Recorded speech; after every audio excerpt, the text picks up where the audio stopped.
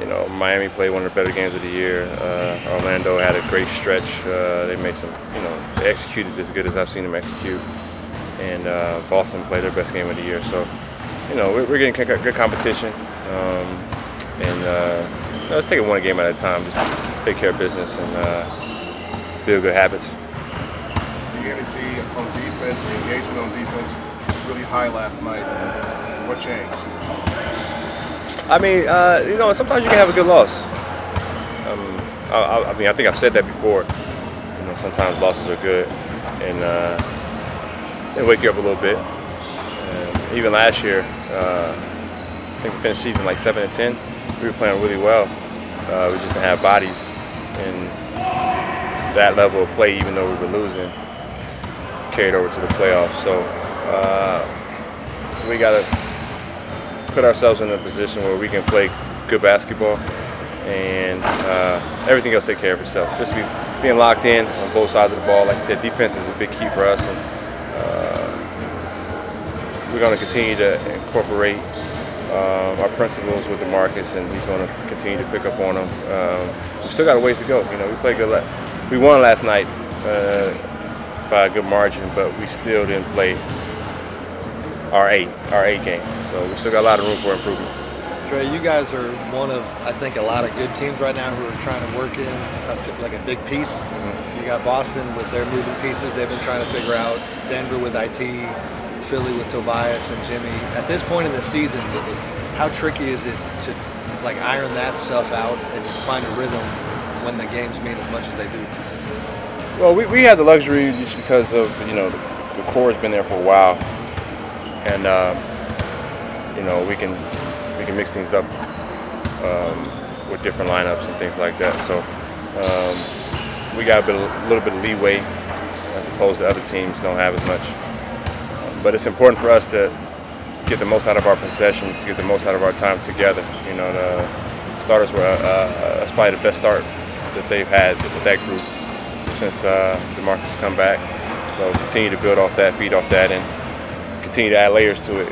Like I said, we still got a lot that we can put in, and he's going to continue to pick up. Does that database just keep getting bigger when it comes to all of you figuring out, you know, where his space is, how everybody reacts in the context of that? Is it just game by game? Right. Yeah. You can. It's almost it's funny for us because, you know, the more a team can scout you, the more they can pick up on what you're trying to do and try to find flaws and try to find your weaknesses. But with us, is the more time we're together, the more we can add on to it, and the more options we have, and you know, just using our instincts to pick up on mismatches or pick up on some things we can do on both ends of the floor that can give us a huge advantage. What do you think Bogut will bring to the equation when he gets here? I'm excited to have Bogut back. You know, I always enjoy conversations with him. He's a basketball mind as well. He knows the game. He was so instrumental in our run to the first title, and Draymond talks about him a lot. As far as if it wasn't for Bogut, Draymond wouldn't be the defensive player he is, and that says a lot coming from a guy like Draymond. So, you know, defensively, he's the toughness, you know, cleaning up the paint. That's a big deal, and what that attack that he brings to the rim at the same time. I just remember one play we ran a lot with him. It wasn't for him, but I fed him a lot off this one play, and I'm sure we'll put that back in, and you know, he can still finish around the basket with both hands. So fellow Wildcat DeAndre Ayton has put together some really nice games over the past couple of weeks. Do you remember when you first got into the league and that adjustment into the NBA?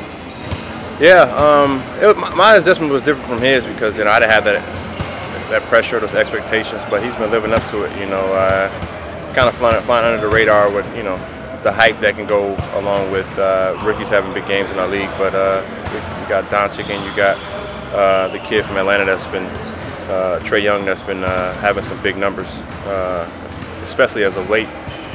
But he's been steady and he's been consistent the whole year, and you know, he's got a skill set that's been keeping him around for a long time. A lot of DeMarcus is making a lot of heat for defensive issues, but the numbers with him on the court or off the court have been really kind of similar. But it looks like he's not the only one whose defensive game has been off lately. I mean, the whole team was picking up last night. What did you see from the guys from the start of the game, everybody being involved? I think I was just a little bit more alert. You know, you had the antennas up.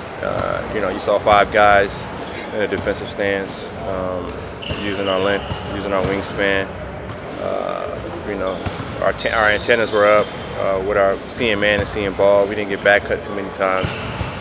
And then the times we did make mistakes, they were aggressive mistakes. You know, it wasn't like we were, you know, 2 steps too late. You know, we were 2 steps early.